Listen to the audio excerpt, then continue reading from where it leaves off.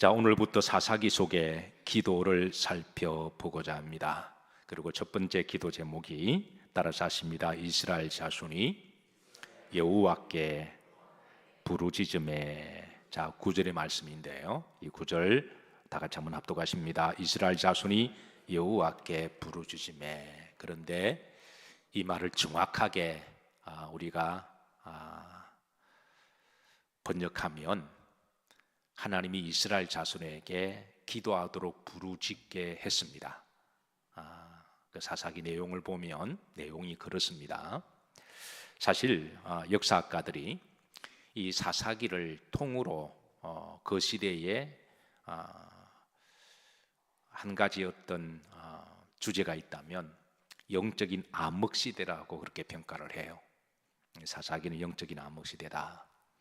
사실 사사기는 총 21장까지 있습니다. 우리가 마음 먹고 읽으면 한 30분 정도, 40분 정도 읽을 수가 있습니다. 그런데 21장까지 있는 이 장이 시간 연대기적으로 보면 무려 350년 기간 동안에 기록한 이스라엘의 역사를 21장으로 기록하고 있으니, 그래서 우리가 사사기 21장을 통하여 그 시대의 350년 동안에 그 시대의 어떤 영성은 어떤 것인가 우리가 짧은 시간에 우리가 알 수 있다고 하는 것도 시간이 주는 유익이기도 합니다. 자, 역사는 반복된다 그랬습니다. 350년 동안에 반복되어지는 그런 어리석은 역사가 우리가 사람마다 어떤 사람은 70, 80 짧은 시간을 살아가면서 그런 잘못된 역사가 반복되지 아니하고 또 하나님이 기뻐하신 믿음의 여정들이 되시기를 주의 이름으로 축복합니다. 자, 그런데 어떻게 해서 이 영적인 암흑시가 되었을까? 많은 이유가 있지만 그 중에 분명한 이유 중에 하나가 사사 시대에는 기도가 없었습니다. 기도가 부족했습니다. 그래서 하나님께서는 기도를 시키신 거예요. 오늘 본문에 보면 이스라엘 자손이 부르짖어 기도할 수밖에 없는 그런 환경을 만들어 가시는데요, 분명한 것은 기도가 없으면 영적인 암흑시대가 됩니다. 우리 심령 안에도 기도가 없으면 이거는 나라만의 문제가 아니라 이거는 개인도 마찬가지인데요, 우리 심령 안에 기도가 없으면 영적인 암흑시대가 찾아옵니다. 그리고 영적인 암흑시대가 오면 가장 힘든 것이 누구냐 하면 본인입니다. 사랑하는 성도 여러분, 저는 여러분의 심령에 늘 기도가 있으시고 그로 말미암아 영적으로 고통이나 불안이나 기갈이 없으시기를 주의 이름으로 축복합니다. 자, 다시 한번 이런 전의를 가지고 여러분들을 사사기 속의 기도로 안내하는데요, 9절 말씀 보시면 이스라엘 자손이 여호와께 뭐하며 부르짖음에. 오늘 9절 말씀 안에 몇 가지 우리가 기도의 레슨을 좀 찾아보고자 합니다. 자, 9절 다시 한번 합독하시죠. 이스라엘 자손이 여호와께 부르짖음에 여호와께서 이스라엘 자손을 위하여 한 구원자를 세워 그들을 구원하게 하시니 그는 곧 갈렙의 아우 그나스의 아들 운니엘이라. 자, 정확하게 말을 하면 이스라엘 자손이 기도를 하지 않으니까 하나님이 기도를 억지로 시키신 것입니다. 사실 이런 말씀은 이제 사사기에 계속 반복해서 나오는데요, 자, 사사기 3장 15절의 말씀 보면 이제 제가 가로 처리를 했습니다. 이런 말씀이 앞으로 계속 나오는 것은 이건 일종의 사사기의 신앙적인 관용 어구가 될 정도로 반복해서 나오기 때문에, 따라서 하나님 이 말씀을 계속 반복해서 주시는 것은 앞으로 그런 일이 반복되지 않기 위한 레슨이기도 하고, 그리고 사사기를 접하는 성도들마다 이제 이런 일이 없도록 하나님이 억지로 기도를 시켜야만 기도를 하는 그런 기도가 아니라 우리가 스스로 자원하는 마음으로 기도하는 그런 기도가 되기를 원하십니다. 어쨌든 이런 3장 9절 말씀이 이 패턴이 앞으로 계속 반복해서 나와요. 마치 컨트롤 C하고 컨트롤 V 한 것처럼 한번 사사기 3장 15절 이제는 이제 가로 안에 여러분의 이름을 넣어서 나에게 주시는 말씀으로 합독합니다. 김한세가 여호와께 부르짖음에 여호와께서 그들을 위하여 한 구원자를 세우셨으니, 자, 이런 패턴으로 계속 나가요. 3장 9절하고 3장 15절하고 그리고 4장 3절에도 다 같이 합독합니다. 야빈 왕은 철병거 900대가 있어 20년 동안 이스라엘 자손을 심히 학대했으므로 이스라엘 자손이 김안세가 여호와께 부르짖더라. 이 패턴이 동일합니다. 자, 그 다음에 6장 6절에도 다 같이 합독하십니다. 이스라엘이 미디안으로 말미암아 궁핍함이 심한지라 이에 이스라엘 자손이 여호와께 부르짖더라. 이어서 김한세가 또 이렇게 여호와께 부르짖음으로, 이런 식으로 패턴이 계속 이어져요.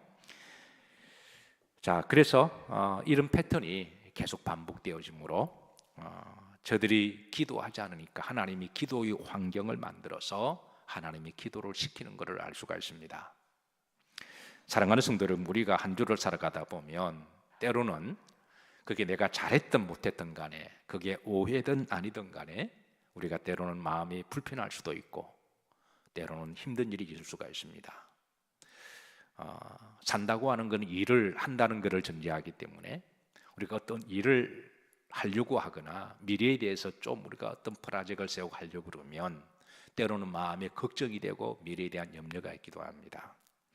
어떤 경우는 우리가 때는 실수하기도 하고 또 잘못을 하기도 할 때 우리 마음이 불편하기도 하고요. 또 어떤 경우는 별것 아닌데 다 좋은 사람들인데 어떻게 말을 하다 보니까 말에 오해가 있어서 그것 때문에 섭섭이가 내 속에 들어와서 괜히 인간관계 때문에 마음이 불편할 수가 있다는 거예요.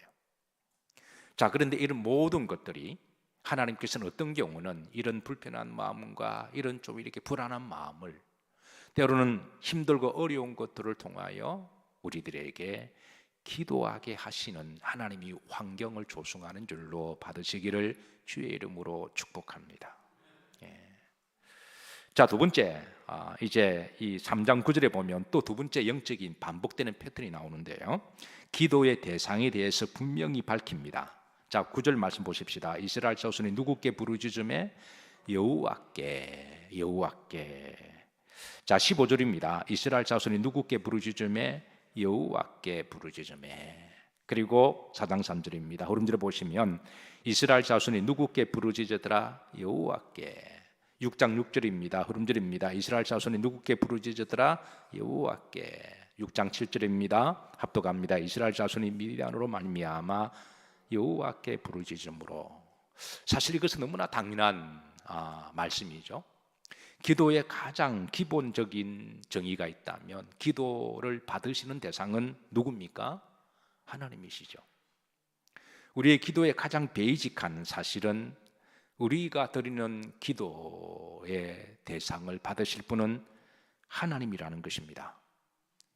이렇게 지극히 당연한 것이고 본질적인 것임에도 불구하고 우리는 기도할 때 때로는 이 당연한 것을 잊어버리고 기도할 때가 있습니다. 이 본질에 대해서 무심하게 생각지 아니하고 그냥 기도할 때가 있다는 거예요. 그래서 이 당연한 것이지만 우리가 기도할 때마다 내가 하나님께 기도하러 왔습니다. 준비 기도할 때 나의 기도를 받으시는 분은 하나님이십니다. 우리가 예배 드릴 때마다 나의 예배를 받으시는 분은 하나님이십니다. 우리가 이것을 다시 한번 다짐하고 준비 기도하고 우리가 이 마음을 기도하면 우리의 기도하는 자세와 마음이 달라질 거라는 거예요.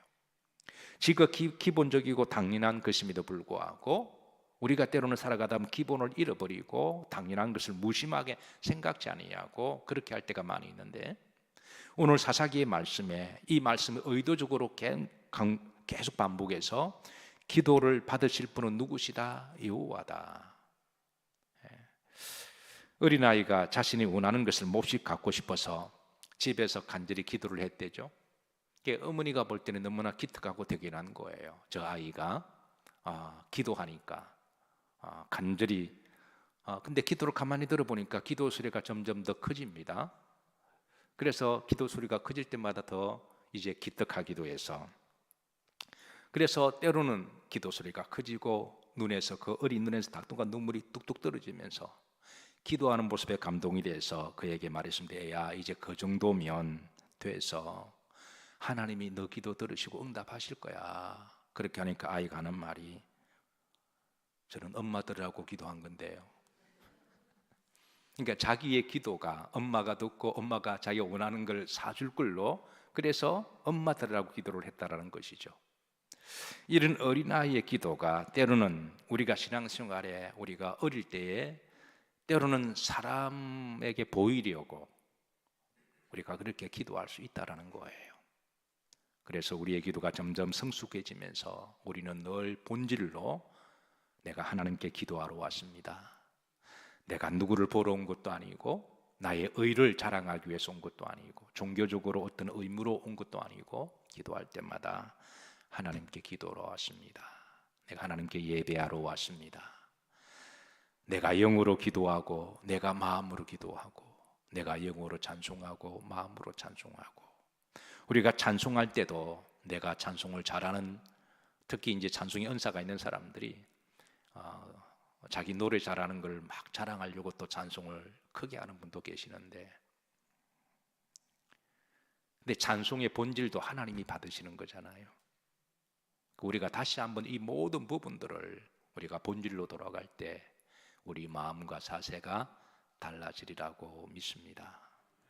기도하실 때마다 여호와를 바라보시기를, 예배드릴 때마다 하나님을 바라보시기를, 찬송을 들을 때마다 본질로 돌아가시기를 주의 이름으로 축복합니다.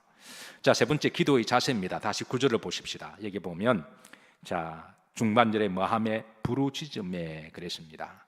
자, 이 말은 이제 따라서 하십니다. 자꾸, 이 말은 일단 좀 기억해 두시고, 자, 부르짖다라는 말, 이 기도의 이제 패턴도 이제 계속 반복해서 나오는데요.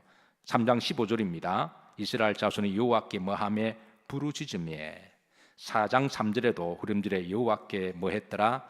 부르짖었더라. 그리고 6장 6절에 보면 이스라엘 자손이 여호와께 뭐했더라? 부르짖었더라. 6장 7절에도 여호와께 뭐했더라?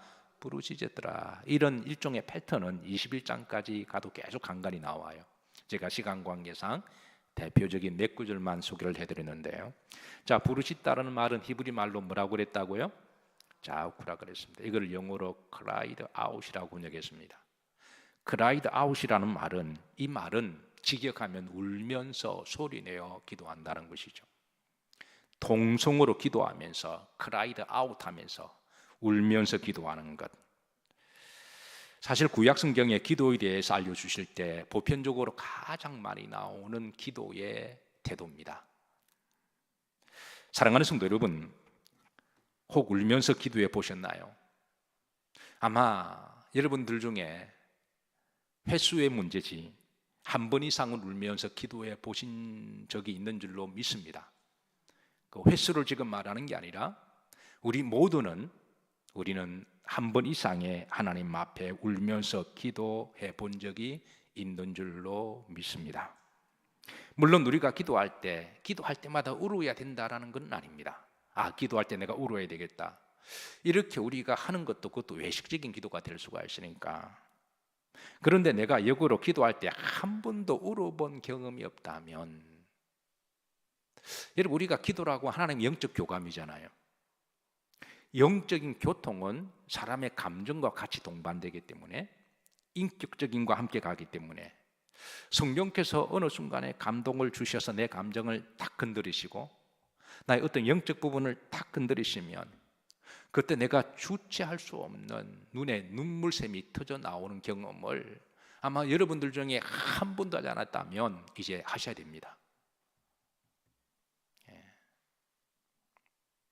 이 기도의 눈물샘에서 눈물이 터져 나오는 것은 오늘 본문에 보면 때로는 내가 사는 게 너무 힘들어서, 너무 억울하고 원통하고 불해서 한나처럼 너무 갈구는 불이 나가 있어가지고 볼 때마다 막 갈구고 힘들게 하니까 불이 나도록 막 불나게 불이 나, 이름이 불이 나잖아요. 어쨌든 그것 때문에 내가 너무 아파서 하나님께 와서 기도하다 보니까 그것 때문에 울 수도 있는 거고요. 어떤 경우는 너무 내가 사는 게 가난하고 서러워서 그래서 배가 고파서 내가 아파서 내가 울 수도 있는 거고, 어떤 육체적 질병 때문에 하나님 와서 부르짖었다 보니까 울 수도 있는 거고, 어떤 경우는 영적으로 신비한 체험을 했습니다. 이루 말할 수 없는 은사를 체험하고 그 성령의 어떤 은사와 감동하심이 임재함으로 그때도 우리가 넘치는 눈물을 흘릴 때가 있는 거죠. 어떤 경우든 간에 여러분, 우리가 하나님 앞에서 기도하고 찬송하고 말씀을 듣다 보면 눈에 눈물샘이 터진다고 하는 건 지극히 영적인 자연스러운 반응이고, 저는 그런 이 눈물샘에 여러분들의 기도가 여러분의 눈에 자주 있기를 주의 이름으로 기도하고 축복합니다. 물론 사람들 앞에 막 대놓고 운다고 그런 의미가 아니라 어차피 신앙은 나와 하나님과의 관계니까. 지난 주일 예배를 마치고 어느 성도와 식사를 함께 나누는데요, 이제 그분이 식사를 하면서 저 앞에서 이제 펑펑 우시더라고요. 그래서 그분이 우시니까 자기가 너무 창피하고 부끄러워서 자기가 원래 잘 우는 사람이 아닌데 그래서 왜 눈물이 나는지는 모르겠다고. 그래서 이제 2부 예배 때 지난주 주일 말씀이 이제 길 잃어버린 어린 양에 관한 말씀이잖아요. 근데 자기가 길을 잃어버린 어린 양이라고 그렇게 깨달아지고, 그리고 자기가 이제 모처럼 교회에 왔는데 하나님이 따뜻하게 맞이해 주시는 그 은혜를 체험하고, 그 은혜를 체험하니까 그래서 이제 새가족실에서 함께 식사를 기도 안수 기도를 하는데 그냥 펑펑 우는 거예요. 때로는 감동이 되고 은혜가 되어서, 목사 앞에 운다고 하는 거는 여러분 목사를 사람으로 여기는 게 아니라 하나님의 종으로 보기 때문에 목사 앞에 우는 거잖아요. 그렇지 않으면 여러분 저 앞에 울 일이 뭐가 있습니까? 그래서 교회에 오셔서 우시던, 때로는 목사 앞에 마치 신부 앞에 고해 성사를 하다가 펑펑 우시던, 하나님 앞에 기도하다가 펑펑 우시던 간에 하나님이 감동을 주셔서 눈에 눈물샘에 기도의 눈물이 터져 나오는 것이기에 그 기도의 눈물이 우리 속에 있는 엉거리지도 다 풀게 하시고 내 마음의 상처도 위로 씻어주시고 우리에게 하나님의 임재하심이 있는 줄로 믿으시기를 바라고, 여러분 기도하실 때마다 자주 이런 눈물샘이 터져 나오는 기도가 있으시기를 주의 이름으로 축복합니다. 자, 묻습니다. 여러분 혹 최근에 울면서 눈물샘에서 눈물의 기도가 터진 적이 최근에 언제신가요? 한번 이 밤에 곰곰이 한번 스스로 질문하시고, 만약에 지난 한 달 동안에 내 눈에 한 번의 기도의 눈물에 눈물샘이 터져서 눈물을 흘리지 않았더라면 여러분 좀 앞으로 한 달에 한 번이라도 그래 좀 나오기를 축복합니다. 매주에 한 번이면 더 좋고요. 어쨌든 자주 있기를 축복합니다.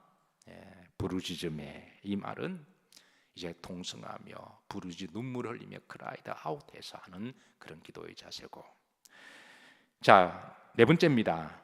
무엇 때문에 부르짖어 기도하는지도 밝히는데요, 사사기 3장 9절 그 전에 말씀 보면, 자, 다 같이 합독합니다. 여호와께서 이스라엘에게 진노하사 그들을 메소포타미아 왕 구산을 라사다임의 손에 팔았으므로 이스라엘 자손이 구산 라사다임을 8년 동안 섬겼더니, 섬겼다 이 말은 나라를 빼앗겨서 8년 동안 식민지 생활을 하고 종처럼 살았다는 걸 의미합니다.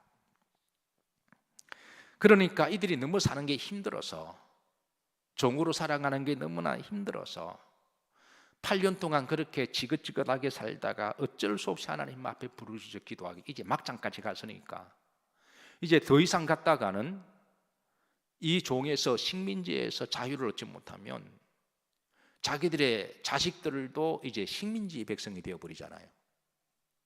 그러니까 이제 하나님 앞에 어쩔 수 없이 기도하게 되는, 자, 이제 4장 3절에 보십시다. 여기에도 이제 동일한 패턴이 나옵니다. 합독합니다. 야빈 왕은 철병거 900대가에서 20년 동안 이스라엘 자손을 심히 뭐했으므로 학대했으므로 이스라엘 자손이 여호와께 부르짖으더라. 패턴이 같이 갑니다. 그러니까 뭐 때문에 부르짖었다고요? 학대를 당했기 때문에, 학대는 육체적인 고통을 이야기합니다. 그러니까 육체적으로 우리가 너무 힘들면 기도할 수밖에 없는 거죠. 자, 그 다음에 이런 패턴이 사사기 6장 6절에도 동일하게 또 이어집니다. 합독합니다. 이스라엘이 미디안으로 말미암아 궁핍함이 심한지라 이에 이스라엘 자손이 여호와께 부르짖으더라. 뭐가 심했다고요? 궁핍함은 이거는 물질적인 가난을 이야기하죠. 그러니까 어떤 경우는 우리가 너무 사는 게 힘들어서, 물질적으로 너무 가난해서 눈물 젖은 빵도 한두 번이지, 그러다 보니까 하나님 앞에 가난 때문에 저들이 기도하게 되었다라는 것이죠. 여기에서 저들의 기도의 동기는 보면 고난이었고 학대였고 가난이었고 힘들어서 저들이 기도했습니다. 이런 역으로 말을 하면, 만약에 저들에게 이런 고난이 없었다면, 고통이 없었다면 저들은 기도했을까요? 안 했다는 거죠. 지난 올삭 때 말씀을 드렸지만, 고난은 우리가 다 불청객이고 다 좋아하는 사람은 없지만, 하나님은 때로는 우리들에게 기도를 시키시기 위해서, 왜 기도를 안 하니까 때로는 이 고난을 보내기도 하시고, 때로는 우리 마음에 불편함을 주기도 하시고, 어떤 경우는 별것도 아닌데 인간관계가 서로 얽혀서 서로 마음이 불안할 때, 어떤 경우는 육체적인 문제가 있기도 하고, 그래서 하나님 이런 것들을 통하여 우리들에게 억지로라도 기도를 시키시게 하신다라는 거예요. 왜냐하면 성도는 기도를 해야 살기 때문에 그렇습니다. 우리를 하나님이 살리시고 축복하시기 위해서 그런 것인 것이죠. 자, 다섯 번째, 마지막 동일한 패턴입니다. 자, 이스라엘 백성들이 저들이 힘들고 어려워서 어쨌든 고난 때문에 하나님 앞에 부르짖어, 이 말은 그 기도의 진정성이 담겨 있습니다. 왜 눈물이 기도할 때 필요하냐? 그건 우리 속에 진정성이 있을 때 눈에서 눈물이 나오기도 하죠. 그래서 우리가 하나님 앞에 진정성 기도할 때, 그게 고난 때문이든 육체적 질병이 때문이든 가난 때문이든 간에, 어쨌든 내가 뭔가 좀 부족해서 뭔가 좀 그렇든 간에 어쨌든 기도하면, 그렇게 진정 기도하면, 9절에 보십시다. 자, 그 중반절에 보면, 자, 하나님은 저들의 기도를 들으시고 이스라엘 자손을 위하여 한 무엇을 세워? 구원자를 세워. 누구를 세우셨습니까? 운니엘을 세우십니다. 그러니까 운니엘을 세우게 된 동기가 바로 저들의 기도 때문에 하나님이 사람을 세우신 거죠. 그 다음 이 패턴은 3장 15절에도 이어집니다. 자, 합독합니다. 이스라엘 자손은 여호와께 부르짖으매 여호와께 그들을 위하여 한 구원자를 세우셨으니 그는 곧 베냐민 사람 게라의 아들 왼손잡이 누구라? 에훗이라. 하나님은 응답하심입니다. 응답하심. 4장 3절 이 패턴이 동일하게 나아갑니다. 합독합니다. 야비노 왕은 철병국 900대가 있어 20년 동안 이스라엘 자손을 심히 뭐했으므로? 학대했으므로. 이로 말미암아 저들이 기도했습니다. 부르짖습니다. 그때 하나님이 세운 사람이 바로 드보라라고 하는 사람입니다. 여선지자 드보라. 자, 이 패턴이 6장 7절에도 이어집니다. 이스라엘 자손이 미디안으로 말미암아 여호와께 뭐했으므로? 부르짖음으로. 그리고 그 다음에 세운 사람이 누구죠? 사사기 6장 가면 딱 떠오르는 인물, 기드온입니다. 이렇게 해서 기드온이 세워집니다. 중요한 것은 저들이 기도하게 된 동기는 신앙이 좋아서도 아니요, 믿음이 좋아서도 아닌데, 물론 신앙이 좋고 믿음이 좋으면 알아서 기도하죠. 여러분들 중에 나에게 특별한 고난이 없는데, 어려움이 없는데 기도하러 오신 분들은 여러분은 기본적으로 믿음이 좋으신 분들이에요. 잘 오셨습니다. 주의 이름으로 축복합니다. 그런데 어떤 경우는 고난이 있어야만, 어려운 환경 때문에 어쩔 수 없이 하나님 앞 나오는 경우, 하나님 그것도 하나님께서 귀히 보신다라는 거예요. 어쨌든 중요한 것은 하나님은 기도하는, 해야 될 사람이 기도의 장소에서 기도를 하게 하시는 하나님이시라는 거예요. 그래서 시인은 우리가 지난번 올삭 때 119편 몇 절? 71절 따라서 하십니다. 고난당하는 것이 내게 뭐라? 유익이라. 기억하시나요? 올삭에 주신 말씀입니다. 우리가 주님의 사순절을 함께 지나가면서 예수님의 고난을 우리가 한 번 더 묵상하고, 그리고 우리가 이 고난 당함에 대해서 신앙적 해석이 필요한데요.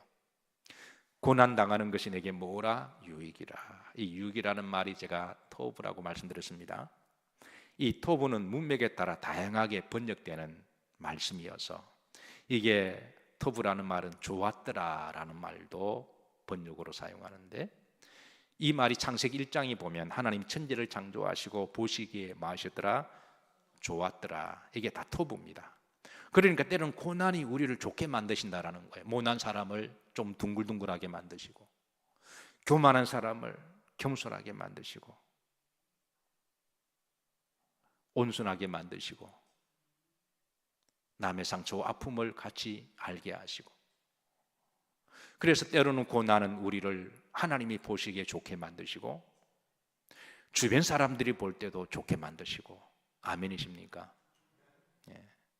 예수님이 십자가 당하신 고난은 우리를 좋게 하시기 위함이십니다. 또 이 토브라는 말은 어떤 뜻을 가지고 있다 그랬죠? 선하심. 이 여호와는 선하시며 하나님은 모든 걸 협력하셔서 선을 이루시는 하나님. 그때도 이 용어를 쓰는데요. 하나님 때는 고난이라고 하는 툴을 통하여 우리를 선하시게 만들어 가시는 하나님이십니다.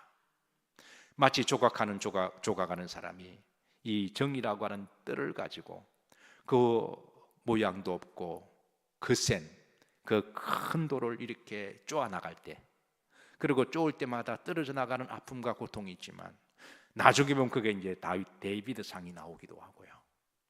멋진 하나님의 작품이 나오듯이 하나님은 우리를 모든 것을 협력하여 선을 이루기 위해서 고난이라고 하는 정을 조금 매도맞게 하시고, 그렇게 해서 이렇게 하나님 우리를 다듬어 가시는 하나님이시라는 것이죠. 때로는 이 또 토부가 뭐로도 번역된다 그랬나요? 행복으로도 번역된다 그랬습니다. 그러니까 고난이 때로는 나에게 행복이 될 수 있다는 거예요. 한 번 죽었다가 살아난 사람에게 있어서는 그 삶 이전과 달라집니다. 가족이 얼마나 행복한지, 일상의 건강이 얼마나 복된 것인지, 범사에 왜 감사가 있는 것인지, 얼마나 소중한 것인지, 얼마나 행복이 있는 것인지. 또 고난당하는 게 내게 뭐라? 은혜다 그랬습니다. 그래서 사랑하는 성도 여러분, 이 시인의 고백처럼 따라서 고난당하는 것이 내게 뭐라? 유익이라. 앞으로 여러분들에게 유익이 많으시기를 축복합니다. 내가 아이를 통하여 주의 뭐를 배우게 되었나이다? 율례를 배우게 되었나이다. 말씀을 정리합니다. 오늘 사사기 3장 9절에 사사시대에, 영적인 암흑시대에 그냥 그대로 내버려 두면 가장 고통당하는 사람은 본인입니다. 한국 교회가 기도하지 않으면 여러분, 교회가 영적 암흑시대를 맞이하게 되고, 교회가 영적 암흑시대를 맞이하면 교인들이 힘들어집니다. 이건 여러분의 개인도 마찬가지입니다. 여러분의 이 심령 안에 영적인 암흑이 오면 이게 개인이 힘들어져요. 그래서 하나님은 우리를 유익하게 하시고 행복하게 하시고 은혜를 깨닫게 하시고 우리를 보기 좋게 하시기 위해서 억지로라도 기도시키시는 하나님이세요. 어쨌든 여러분 이 밤에 잘 오셨습니다. 그리고 앞으로도 여러분들의 기도의 동기가 어떤 식으로 오시든 일단은 교회에 오셔서 기도하는 사람 되기를 축복하고요. 그런데 꼭 이런 고난을 당하지 않아도 우리 신앙의 영성의 습관이 여러분 잘 훈련되어져서 늘 하나님 은혜로 살아가심을 고백하면서 마땅히 기도의 장소와 기도의 시간이 있기를, 그래서 여러분의 심령에 영적 암흑시대가 찾아오지 아니하고 늘 성령의 불이 환하게 밝혀서 성령이 주시는 기쁨과 은혜가 충만하시기를 주의 이름으로 축복합니다. 우리 시간